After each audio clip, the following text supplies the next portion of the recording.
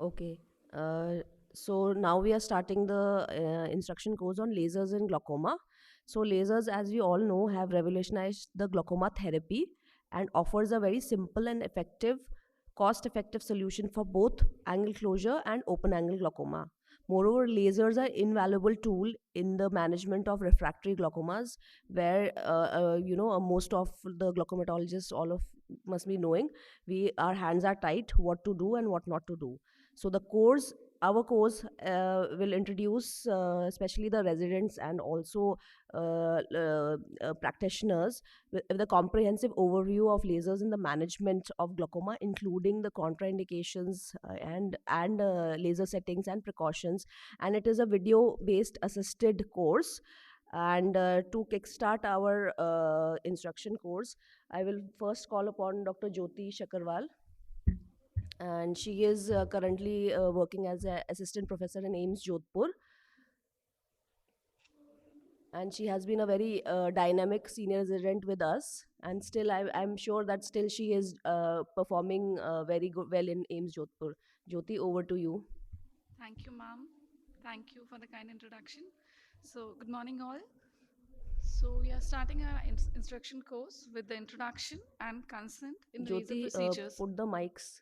Okay. Hmm. Should I on both the mics? uh. Okay. Okay. Now, sides, please.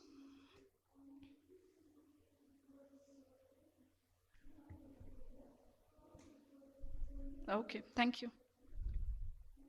So, as you all know, glaucoma management is aimed at reducing the intraocular pressure, which is the only modifiable risk factor we have. For that, we have medical therapy, laser therapy, and surgical procedures. So, the focus for now for this instruction course would be the laser procedures. A laser is an optical source that emits photon in a coherent beam. So, it differs from the ordinary light as it is monochromatic, directional, and coherent. The type of lasers which we are using in glaucoma are iridotomy procedure for angle closure glaucoma, trabeculoplasty procedures for open angle glaucoma, laser cyclophotocoagulation, which could be transscleral or endoscopic for refractory glaucomas, and lasers for post-op management of glaucoma, which is suturisis or for the bleb management. These all lasers we are going to discuss in our instruction course. So before doing any laser procedure, we need a written informed consent for a better patient satisfaction and for ethical standards. So, who is responsible for that informed consent? The clinician has the core responsibility, but of course, it is a team approach, and the contributions from the entire clinical staff is required, which include the clinician, the nurses, and the technician. Consent could be either implied or expressed. The behavior of the person indicates that he is willing for examination, and the treatment that is known as implied consent. The consent when a person voluntarily comes to your OPD or a clinic and consents to you for the procedure, that is implied consent. Express consent could be verbal, gesture, or written. When a consent is not implied, the doctor has to get the consent from a competent patient after explaining what he is going to do and the implication of what is to be done. Patient must express his willingness for the examination, investigation, or the treatment. It is must to be obtained in the presence of a third party. So the consent is not about the form, not about just signature or not just a piece of paper. It is much more than that. It is the process of communication between the patient and the physician that result in the patient authorization for agreement to undergo any specific intervention. So, while taking any consent, you have to explain the benefits of the procedure, the risk of the procedure, and what alternative procedure we have, and of course, the risk and benefit of that alternative procedure. Setting up a good environment is also equally important. Provide privacy to the patient, introduce self, determine who else should be present while taking the consent, ensure no interruption during the consent procedures, provide comfortable space to the patient, and create good environment. Turn off all the devices. Adults more than 18 years can sign the consent. For minors, parents must legally consent for their children for less than 18 years, and important to have assent form. So for example, we are discussing some important things which we have to tell the patient while doing any procedure. For laser iridotomy, tell the side effects of the pilocarpine to the patient, Explain the patient that multiple sessions are required for this, and explain that it is not a surgery, it is just a laser. You may need any medical therapy or surgical procedures after this iridotomy. These are the consent form which we have in our AIOS guidelines for laser iridotomy, and also explain the potential side effects, risks associated with the procedure to the patient. For laser trabeculoplasty, explain the duration of the procedure, that it can take more time, not just 2-minute procedure, it can take 10 to 20 minutes. Few weeks will required for the laser effect to come, and most of the patient require medical or surgical therapy after the procedure. This is the consent form we have same under the AIOS guideline for the trabeculoplasty procedure, and the potential side effects of the procedure should be explained to the patient. For any psychodestructive procedure also, you have to inform the patient that it is a OT based procedure which would be done under a block, and explain the nil visual prognosis to the patient, and the need for multiple procedure should be explained. Anti-glaucoma medication might required after the procedure. Of course, all the side effects associated with the procedure should be explained to the patient. This is a video. Our resident is explaining the procedure to the patient. Voice, please. प्रक्रिया है जो कि उन patients में किया जाता है जो कि एडवांस काला मोतिया के होते हैं, जिन पे दवाइयों का असर या फिर बार-बार काला मोतिया के ऑपरेशन का असर नहीं हो पाता है. लेजर से आंखों में दर्द कम होना और आंखों का प्रेशर कम किया जाता है. लेजर जब करते हैं तो इसके लिए आंखों को शून्य किया जाएगा, जिसमें एक इंजेक्शन आंखों के ऊपर लगाया जाएगा, दूसरा नीचे लगाया जाता है. हालांकि इससे कुछ दुष्प्रभाव भी हैं, जैसे कि आंखों में लाली आना, आंखों में सूजन हो सकता है, जिसके लिए हम आपको खाने की दवाइयां देंगे और आंखों में डालने की दवाइयां प्रदान की जाती हैं. कुछ समानता, कुछ इसके दुष्प्रभाव भी हैं, जैसे आंखों में दर्द होना, लाल होना, सूजन आना, पुनः ऑपरेशन की आवश्यकता पड़ना, और कुछ. After explaining everything to the patient, allow the patient to put questions. They can ask anything if they are not understanding.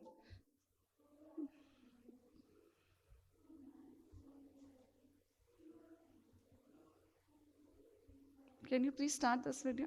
मतलब इसके बाद दर्द वगैरह तो ज्यादा नहीं होगा.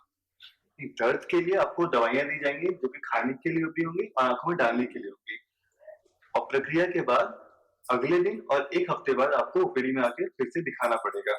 So give time to the patient and allow him to put or ask any questions associated with the procedure. So consent that is not fully informed is not an informed consent. Consent is not a piece of paper. A signature on form is informed consent. The purpose of informed consent is to protect both the patient and the doctor. So to improve our consent procedures, simplify our language. It should be in patient's own language. Allow time for questioning. Make sure the patient understand. Consent should be in simple language. And plan for language assistance in case the patient is not knowing any your language.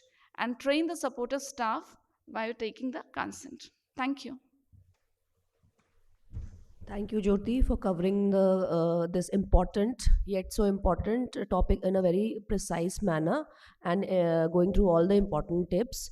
One thing I would like to highlight, especially for cyclodestructive procedures, the most important thing is to tell the patient that it is a painful procedure. Many patients see their relatives or other patients going laser iridotomy and they think it is painless.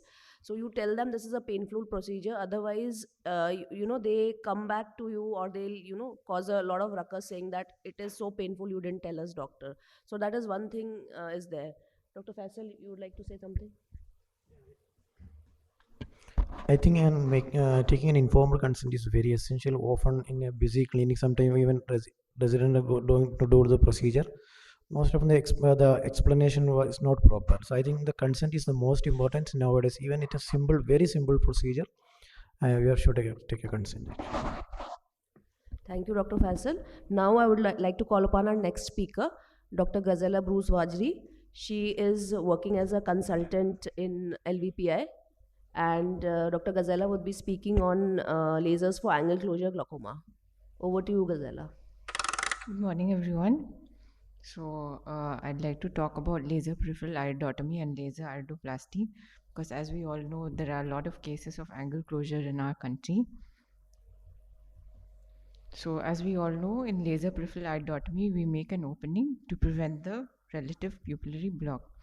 So many lasers have been described for this, but what we commonly use is the Nd:YAG. So many indications are there seen from this list. These include PSC, PSCG, the fellow eye of acute angle closure.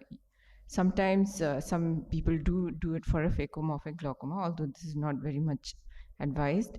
Aphakic or pseudophakic pupillary block, nanophthalmos microspherophakia, and plateau iris, phakic IOL sometimes, pigmentary glaucoma, or to deepen a narrow angle before laser trabeculoplasty. So when do we do it in PACS? Only in the fellow eye of the other eye having acute attack, patients who cannot come for frequent follow-ups, patients who require dilatation like diabetic patients, one-eyed, or patients with family history of glaucoma. There are many difficult situations which you can face. Suppose the patient is unable to cooperate or sit on the slit lamp. If there is any opaque or cloudy cornea, thick iris, if there is a widely dilated pupil which is not getting constricted, or if there is flat anterior chamber with iridocorneal touch. And some contraindications for laser PI is if it does not decrease the pupillary block, like if there is ongoing inflammation, rubeosis iridis, or like eye syndrome, or any neovascular membranes closing the angle. So we use the Abraham lens because it improves visualization and helps to stabilize the eye, and also for magnification. And on top of this, it focuses and increases the power and minimizes the epithelial burns on the cornea. So where do we like to select the treatment site? Usually between the middle and peripheral third of the iris, and 11 and 1 o'clock meridians is supposed to be preferable. And a large crypt or an area of thin iris is usually taken as the site. So iridotomies within the palpebral fissure can cause visual disturbances, and we should also avoid iridotomy where the lid margin bisects it. And in silicone oil, of course, we know we should do it inferiorly to avoid blockage by the oil. So like we talked about just now, we have to take an informed consent and use pilocarpine and topical anesthesia. And as we know, laser settings, anything between 4 to 7 millijoules, and we use a posterior focus. So of course, we have to sit the patient at the slit lamp and identify the region of the crypt after we have put the lens on the patient, and focus the aiming beam with the posterior offset, and then we try to perforate the iris, of course, after which we'll see a gush of fluid, and we try to enlarge it till a minimum of 150 to 200 microns. In this small video, we'll just show the gush of fluid which happens. Identify a thin region in the depth of a crypt or in an area evidenced by a rather lacy transluminant. Now, aim the laser beam onto the superior and peripheral part of the iris. Focus the 4 spots of the helium neon beam, manipulating the spots until they merge into one. The shock wave travels towards the surgeon from the point of focus. It is helpful to have the focal point within the iris stroma. For this, one has to focus the laser beam precisely on the surface of the iris and then use the posterior offset option, making it converge 0.1 mm in the iris stroma. The endpoint of the procedure is the mushrooming of the pigment into the anterior chamber. So as we can see here, these are two iridotomies which can be seen, and they are supposed to be ideal iridotomy sites. So in cases of acute angle closure, it is one difficult situation. So we have to, if it's not possible to do it much in the periphery, we can do in the mid periphery also, where the pupil is most constricted, and we should use a oblique illumination with a narrow beam so that the site will be properly visualized because of presence of corneal edema. So like we talked about the endpoint, there should be this mushroom cloud of pigments with visible gush of aqueous, and sometimes there will be deepening of anterior chamber, or if there is a pupillary block, decrease in iris bombay. So post laser regimen, we have to check for the patency of the PI, an IOP after the procedure and give topical steroids for a week and recall the patient after 1 week to reassess the PI patency. And we have to do an IOP and repeat the gonioscopy to confirm if the pupillary block is relieved or if there are other non-pupillary block mechanisms, and check for HVF and optic disc. So what is sequential PI? This is when we use a double frequency Nd:YAG to create a peripheral crater in cases of very thick iris, and then we complete the iridotomy with Nd:YAG.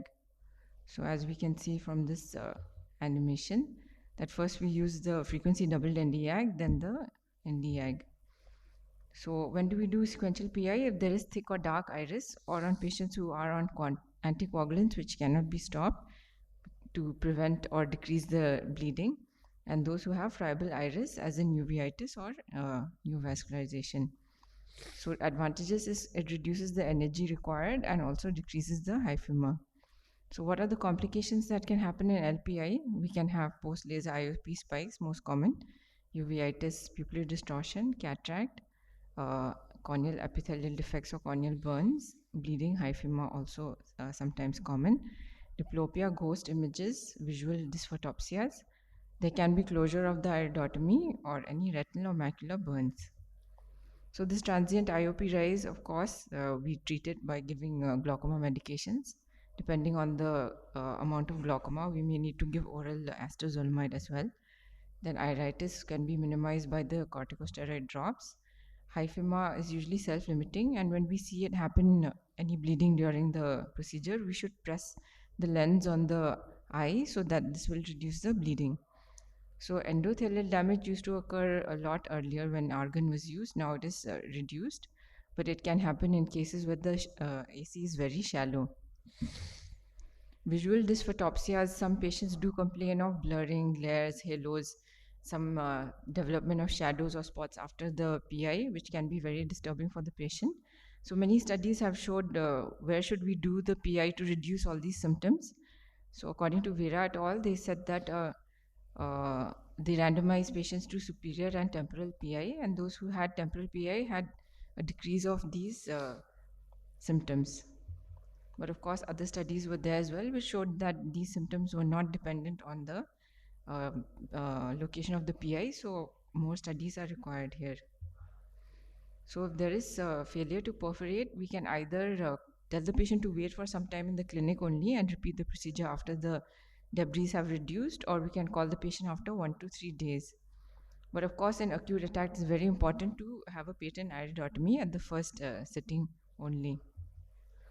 Late closure can happen if the iridotomy is made very small initially. So next we come to laser iridoplasty. So here it is two open and appositionally closed angles in which either iridotomy cannot be performed, or if iridotomy has been done but the closure is not opened. So as we see in this photo, we place contraction burns using laser of longer duration, lower power and larger spot size in the extreme iris periphery, so that there is contraction of the iris stroma, so that this will physically pull open the angle. So these are indicated in acute angle closure along with the PI, chronic angle syndrome. Mostly it is used for plateau iris syndrome, or in some cases in angle closure due to the lens, and as an adjunct to laser trabeculoplasty to open the angle. Contraindications are if there is severe and extensive corneal edema, flat anterior chamber, or cynical angle closure. So we use it in an acute angle closure attack, especially if the corneal edema is very much. So this is to open up the angle so that, or thin out the iris so that we can do a laser iridotomy. So of course, because iridoplasty does not eliminate the pupillary block, we have to do a PI in these cases. So plateau iris, like we already talked about, this is because the angle remains appositionally closed or occludable following the laser iridotomy, so we need to do the iridoplasty. So if pupillary block is either not a component mechanism, it will not be eliminated by PI, so we have to do a laser iridotomy as a laser iridoplasty, as seen in this UBM photo where the angle has opened up after the procedure. Again, pre-treatment measures are similar to iridotomy only. And these are the laser parameters: spot size 500 micron, and duration is 0.5 to 0.7 seconds with power of 240 milliwatts.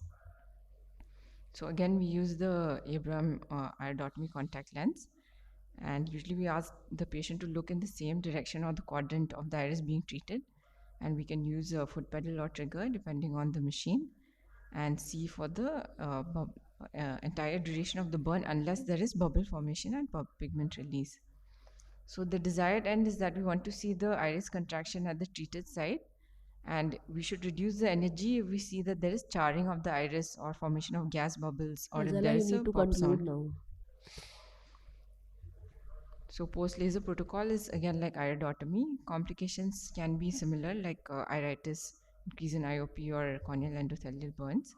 So the take clinic message is that ideal site for doing a PI should be in the middle and peripheral third of iris, 11 o'clock. And in patients with thick iris, we can do sequential PI. And laser iridoplasty helps in opening this appositely closed angle. Thank you. Thank you, Gazela. I think just to save time, I'll call upon the next speaker, Dr. Faisal. He's working as an associate professor in PGI Chandigarh, and he would be speaking on laser tuberculoplasty. So as we are setting up Dr. Faisal, we can take up questions. So Gazela, I would like to ask that the laser setting, what would you like to give a takeaway home for residents who are learning, who want to do a laser PI? Any tips that you have faced or you have seen your residents seeing, and you would like to, tell them some particular tips? Somebody can take. Is the mic working? Yeah. So it depends on the color of the iris. So if the iris is very, very brown and thick, then ideally we have to start with a higher power. Or depending on the first shot, if the first shot doesn't seem to be penetrating the iris, then we have to accordingly increase the power.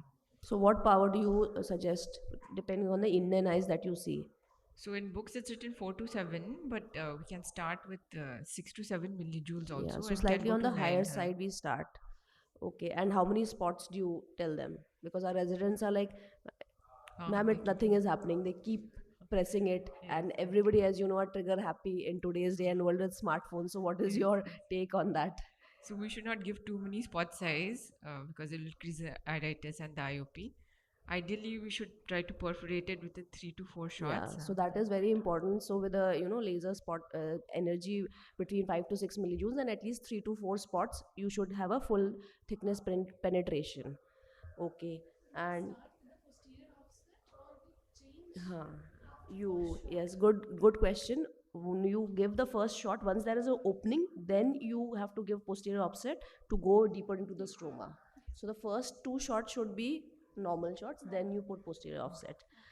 And second question is to all the people in the house is, how many of you have noticed visual dysphotopsias? We have noticed visual photopsia, especially if the patient had history of LA.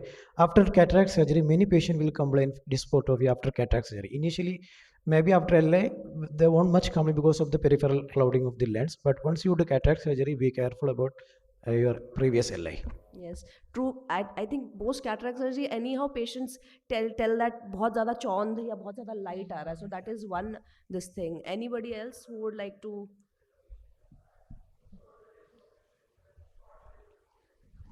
I have usually seen where, if the laser has been done, where the TF meniscus cuts, usually around, say, 10 o'clock, 10 o'clock, 2 o'clock, that area. And one thing I wanted to ask Dr. Gasela is, when Indian eyes, sometimes I find it difficult to do superiorly. Very often I do sort of either 5 o'clock or 7 o'clock. I wanted your experience with that. Yes, so according to recent studies, it's showing that even if you do inferiorly, you won't get these visual disturbances in patients. It's similar to superior only.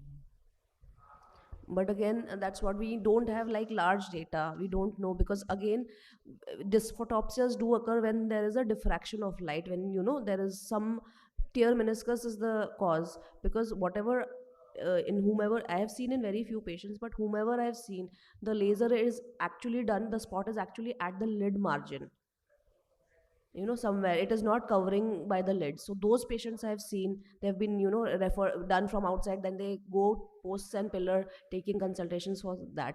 But I have not seen any patient who have done we have done superior lasers which are very well covered in with the lid. Okay, over to you, Dr. Faisal. Thank you, everyone. Thank you, Dr. Thank you, Dr. Dewang, for including me and giving a nice topic. That's why experience my topic also.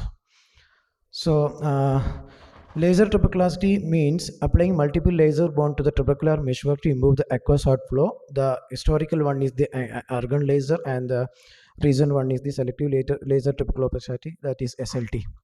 So, any procedures on this is a procedure on the iridocorneal angle and was accepted as a second line treatment or alternatively as a first line treatment in selected cases since 2008.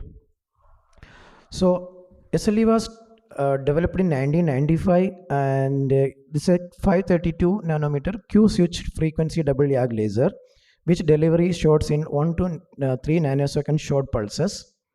And it selectively targeted pigmented trabecular meshwork, less scarring and coagulative damage to the trabecular meshwork, and no collateral tissue damage, and it is repeatable procedures. So if you compare with LT and SLT, LT causes thermal injury and coagulative damage to trabecular meshwork, and more inflammation and more synechia formation, and it is non-repeatable. Whereas SLT is selectively target the pigment trabecular meshwork and promote cellular regeneration without burn or scar tissue formation, and it's a repeatable procedure. So how will you do? As you already wrote a laser, first put the pilocarpine, and if you are going to do a SLT in a primary as a primary procedure, then just put a drop of brimonidine 1 hour prior to the procedure, and they put paracaine to anesthetize the eyes, and the lens used like this a Latina lens, gonioscopy lens, and the spot size is around 400 micrometer, and the duration is 1 to 3 nanoseconds, and the energy start from 0.6 millijoule of, then you have to titrate till get the champagne bubble appearance. So I tried to get a small video.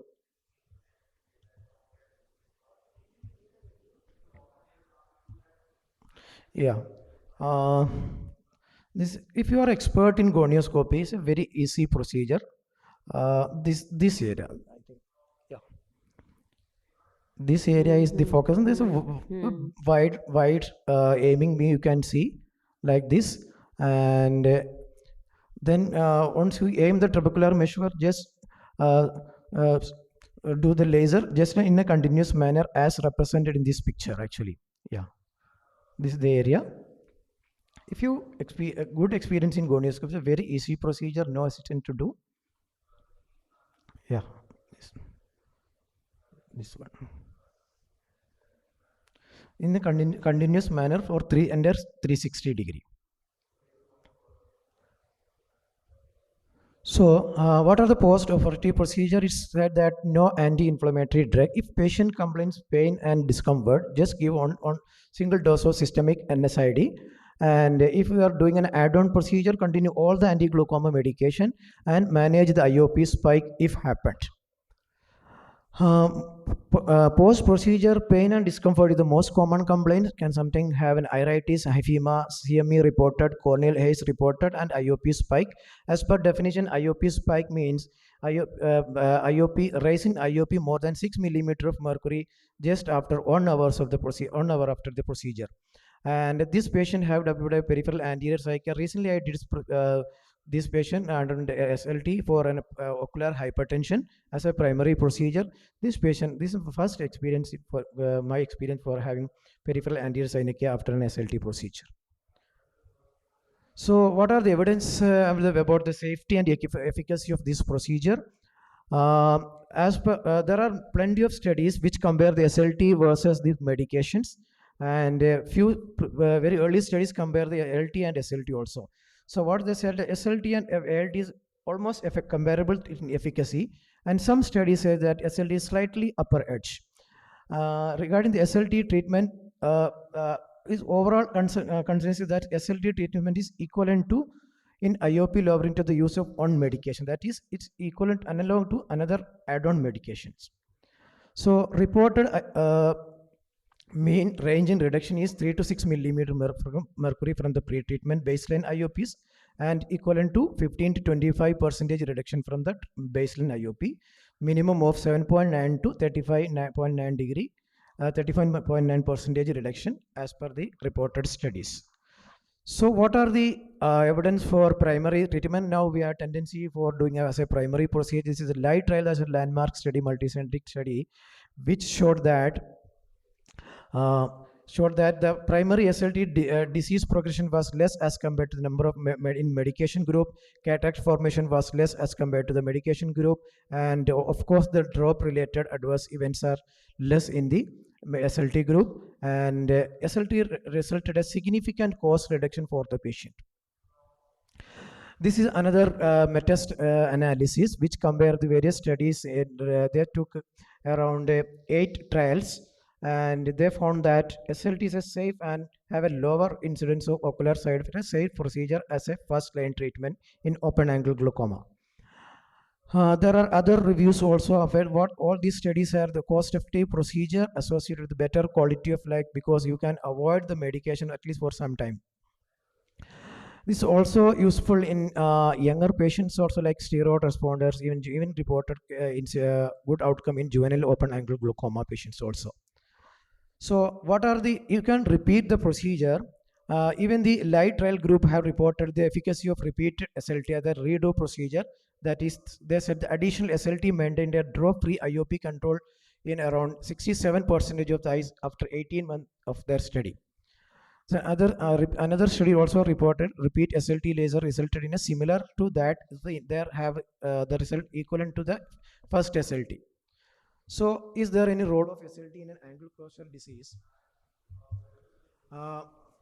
There are few studies which reports the efficacy of this SLT in angle closure disease, like more than 3 millimeter reduction in 67% of vision. Narayan Swamy et al. Reported that the good outcome for this SLT in a PSCD patients. What we do that we have experienced some good experience of SLT in angle closure disease. Do a laser iridotomy. If a patient requires anti-glaucoma medication after laser iridotomy, then you can try a SLT if provided if the angles are open at least 180 degree. That means if you can see visualize pigmented trabecular measure at least 180 degree. So we have our patient showed that more than 4 millimeter of mercury reduction was achieved in around more than 50% of patients without any requirement of further additional medications. So this is a cost-effective procedure, single-time procedure. Many cases you can repeat also. No compliance-related issues. Good IOP control, and the IOP fluctuation may not be good as like prostaglandin. Less ocular or systemic side effect, and safer in pregnancy also. You can substitute the medication in pregnancy. So contraindications are congenital glaucoma, uveitic glaucoma in case where TM is not visible. And to conclude that SLT selectively target the pigment trabecular measure without any collateral effect. Enough evidence about its efficacy, cost effective and no compliance related issues. And the good point is it's a repeatable procedure. It provides a better quality of life as compared to your medication. Should be considered as an add-on therapy or as a primary procedure also. Thank you. Thank you, Dr. Faisal, for such a wonderful presentation and covering this important topic. Dr. Faisal, I had a few questions for you. So you have said that you pre-medicate with brimonidine. So Yeah. is there any particular thing why only brimonidine? No, because brimonidine has some as quick action basically. Mhm. If you are doing a cases in a primary procedure, then you just give basically some anti-glaucoma medication. I think the reported is okay. the brimonidine only. And you prefer to do 360 degree in all patients? Or Yeah, we in open angle we usually prefer to do in 360 degree. In angle closure at least 180 degree. So in angle closures, that basically what you are trying to say is you would like to prefer to do in appositional angle closure rather than cynical angle closure, rather than right? cynical. Yes.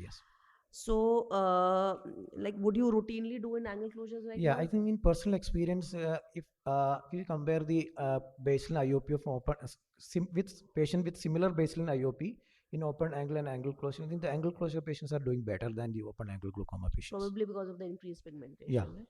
Okay, that's good to know. And how many times you have, you have to repeat this? Like, how long does this work? One SL, one, I think treatment. if it's if it's not working, you can see this like even with 15 days on, from 2 weeks onwards, you can see the pressure is not decreasing. That means your procedure is not efficacious for that patient. Which work at least 6 months is can around, it will work it nicely after 6 months. Actually. Okay, and then have you seen patients up till 2 years also? It's working Yeah, well. it's very, very And longest, how long? longest we had seen at around 2 to 3 years. I 2 haven't to seen 3 longest. years. Then you have Yeah. to repeat it. Okay, so one case you had reported, na only one patient you've seen PAS formation. Yeah, that's so he has what some, is the cause for that? he is a case of ocular hypertension. He had everything's normal, but the pressure is always 40, 50 without any medication. Even if you give everything is pressure like 28, 29 pressure. So I tried for an add-on procedure as SLT, but the PAS is also reported in SLT, but that was my first experience. That was, yeah, that's true. Okay, and what is the post SLT protocol for your patients? How do you like to? We won't give any topical NSAIDs or steroid. You don't give We anything. just given a single tablet of diclofenac. Okay, pain, just yeah, for pain. just for. And you would like to continue the medications, Yeah. or how do We you? continue all the medication because most of the time we do as an add-on procedure. So we won't stop the medication and call the patient of the first week. And first week you can expect a slight high pressure. Then after the first week, the pressure will stabilize. By Then the you 1 will month, try to yeah, wean off the medications. depends on the severity of the glaucoma. Okay.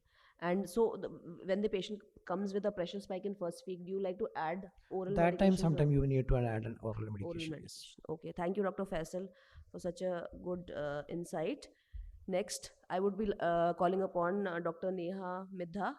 She is working as director in Avantika Eye Care Center, and she is a budding entrepreneur, a resident trained from our center, and we are proud to have her here.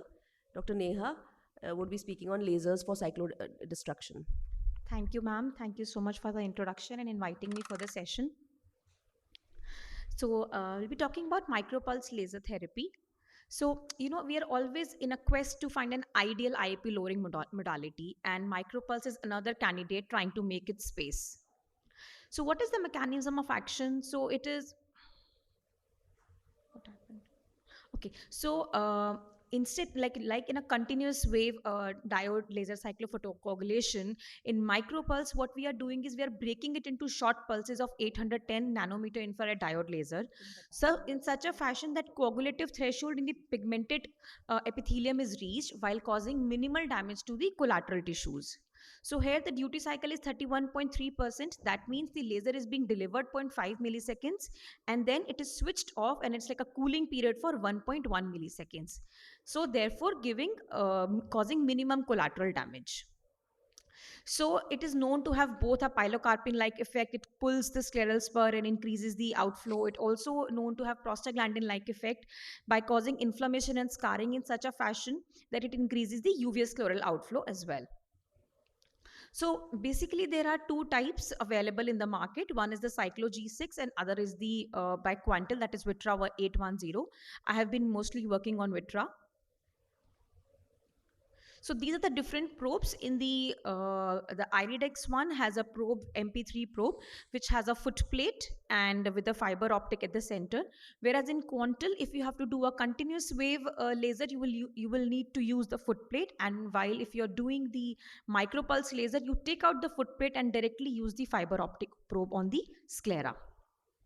So what are the indications for micropulse? So it was initially being marketed as a primary treatment option, as a replacement of trabeculectomy. People were doing it rampantly, but that is far from reality. In my personal experience, I've been doing it for failed trabs, eyes with limited visual potential, where the risk of trabeculectomy is high, in post-VR, post-PK cases, pregnancy, not willing for surgery, intolerant to AGMs, or the target IOP is not achieved.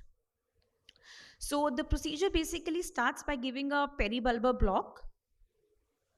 Can you play the second? I'll play a peribulbar block, and you can choose which treatment you want. You want a subcyclo or a full threshold, and the settings are fixed. So next, under complete aseptic precautions, we will do the procedure. It is very important that you identify the ciliary body position. If you have an illuminator, that is very good. Otherwise, marking 3 millimeter from the limbus prior, having a line along which you want to do the laser, is recommended. Here I am marking that 3 millimeter from the limbus. So then you have to apply some jelly.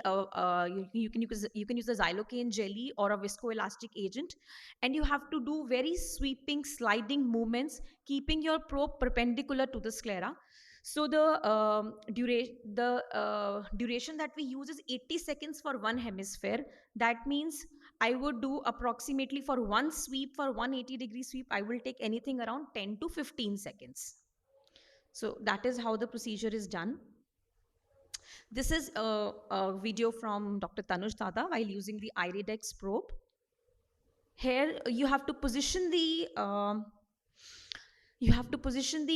foot plate at the limbus and then go for sweeping sliding motions as in the Iridex, as in the Quantal machine also. However, here the localization is a little easy because you can just place the foot plate at the limbus and you will be delivering the laser at 3 millimeter. So here the sweep velocity is a very, very important concept. So for example, if you have a candle flame burning and you pass your finger through it, so if you are very fast, you will not feel the heat. If you are going too slow, there's a chance that you will burn your hand. However, if you are at so this is important, that what sweep velocity we are using will determine how much energy is being delivered. So for everything same, and if the velocity millimeter per second is 2.8, the dose fluence being delivered is 41.9. Similarly, if your velocity is too slow, it's 0.6, then you end up delivering 209 joules per centimeter square.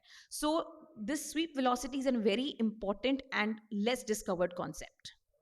So the post laser protocol is that the eye is patched for 6 hours. We give antibiotic steroid combination 6 times a day along with the cycloplegic and lubricating drops, and the patient continues all anti-glaucoma medications until a review after 7 days.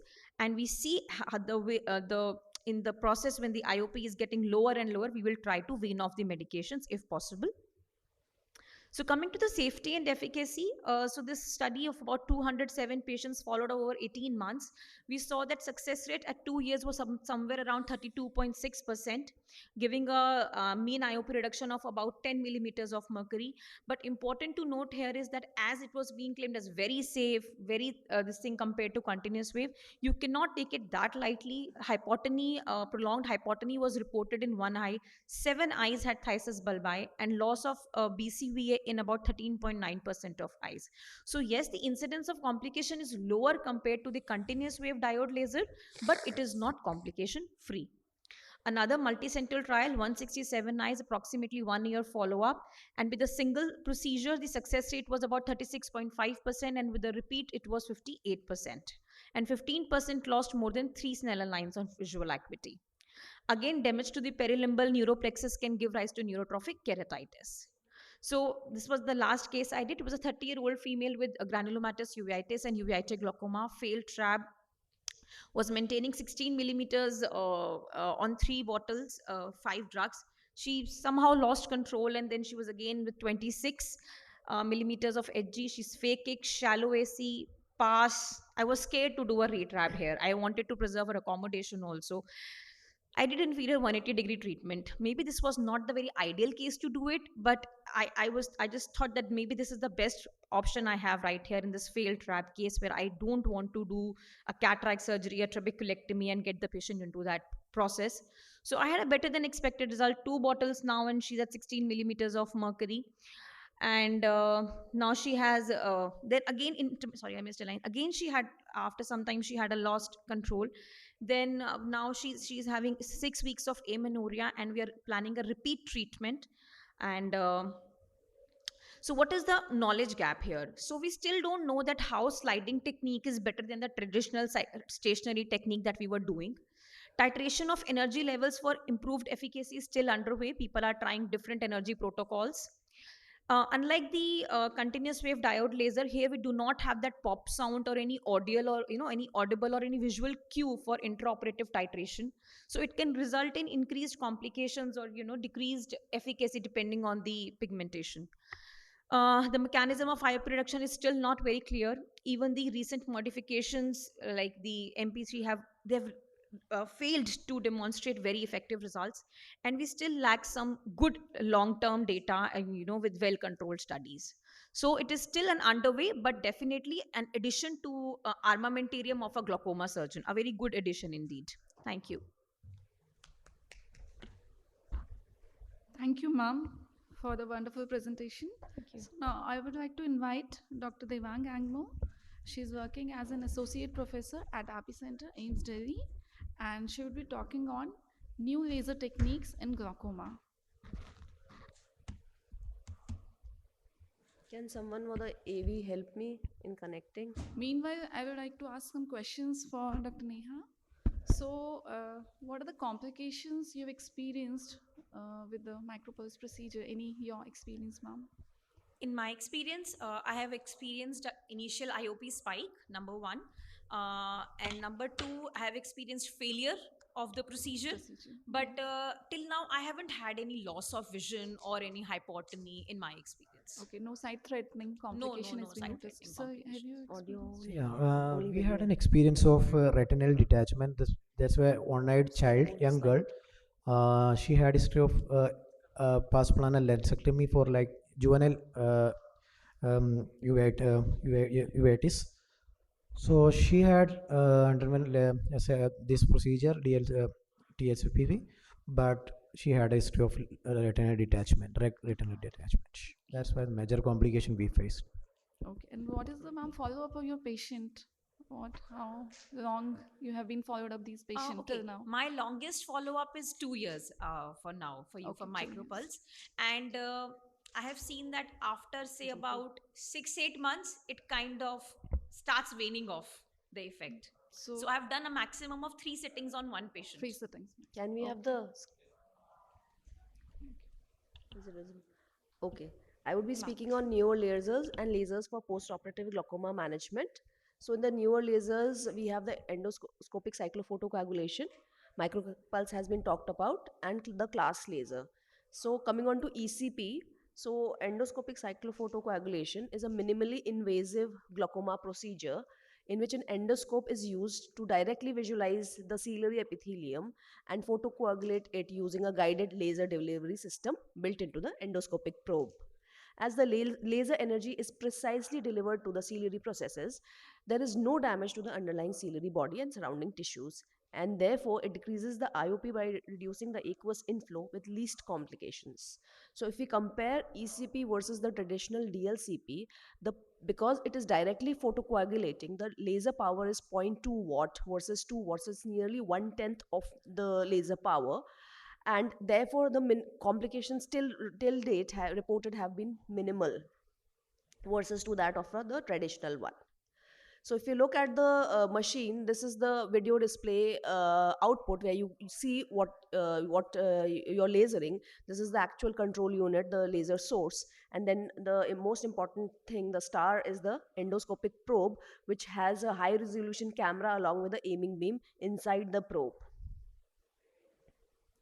So we can use a limbal as well as a pars plana approach, but being an anterior segment surgeons, we prefer to use the limbal approach.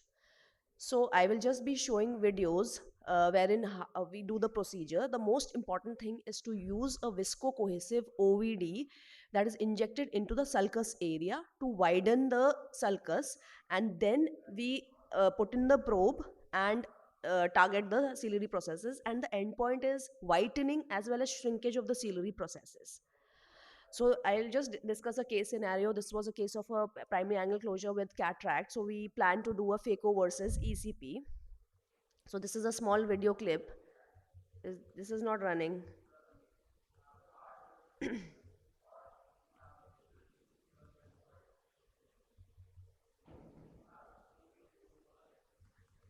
So till they can you fix it?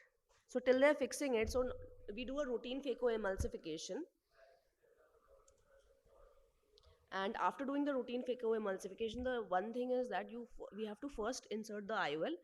After inserting the IOL, we have to inflate. Okay, we have to inflate the ciliary sulcus with a viscocohesive OVD, and then we put our laser probe in the either 23 gauge or 20 gauge or 19 gauge, and we aim each of the ciliary processes. So this is another case scenario in which we are just doing a simple ECP, not with phacos. This was a case of a 57-year-old female who was operated VR surgery, and silicone removal was done, and she had a lot of scarring also along with silicone oil and AC. So we were thinking in terms of doing a ECP. So again, there is some problem in any which ways. So in this we can see in the video that there's a silicone oil globule. So we just first make two MVR entries, put a high cohesive viscoelastic, inflate the sulcus, and then direct the probe into the onto the ciliary processes. So important thing that we have noticed when we are doing in cases of such cases who are towards refractory side, we have seen that the ciliary processes of these patients are usually atrophic versus to what we are doing in angle closure glaucomas. They are very healthy. So that is why in these patients the laser uptake is slower. It is very slow. You have to wait for the laser to, actually for it to shrink and for the whitening to happen. Versus the normal patient, versus the healthier eyes, where we just put the laser probe and it just shrinks. It is just like a wow effect in those patients versus these patients. So at the end, I think I'll show the video separately. So we have done a study in our center where we have seen 26 eyes of 26 patients who had undergone phaco ECP in cases of mild, moderate to severe angle closure glaucomas, who had visually significant cataract with patent PI. And we have seen that in both 3 and 6 months, there was a significant control of IOP and significant reduction in intraocular pressure in the number of medications as well. The complication that we have noted is, we have noted fibrinous uveitis in 2 patients. However, it subsided with topical steroid use within a week. So in one patient, the patient did not use the antibiotic steroid combination, but in the second patient, the patient claimed that she was using. We also don't know why this happen, but subsequently we did not see in any of these patients. So these were probably the initial patients. Maybe we were learning and the laser setting was on the higher side, but on an average, the laser setting that we are using, that we have used, is between nearly 0.3 watts. Then we have nearly 10 patients whom we have done only plain ECP. These are all refractory cases in which we have done plain ECPs. We have seen that in these, at least 3 patients required repeat procedure or required another surgery. After 6 to 8 weeks, we had to do that. So if you look into the efficacy of there are various studies also wherein they have seen that phaco versus ECP versus phaco alone. The ECP was phaco ECP was associated with a significant reduction in IOP along with a significant reduction in number of medications as well. And if you look at safety studies, there are very low incidence of complications, and that till date, whatever limited data we have. So next is the class, that is the carbon dioxide laser assisted deep sclerectomy. So this is a normal trap flap we make, and then we use the CO2 laser. And since it is a laser, so it is a very graded procedure. Otherwise, in deep sclerectomy, we know it is very surgically demanding procedure. You have to be very thin layers you have to do. So here the laser will go to that particular depth only, and then you can just close the scleral flap. So CO2 laser ablation system also allows precise and easy creation of the scleral space and ablation of the Slem canal. And this technique has been shown to be efficient as a standard non-penetrating glaucoma surgery in lowering IOP. Also, if you look at the complete success rate at 12 months, it is nearly 50%, whereas qualified success is nearly 90%.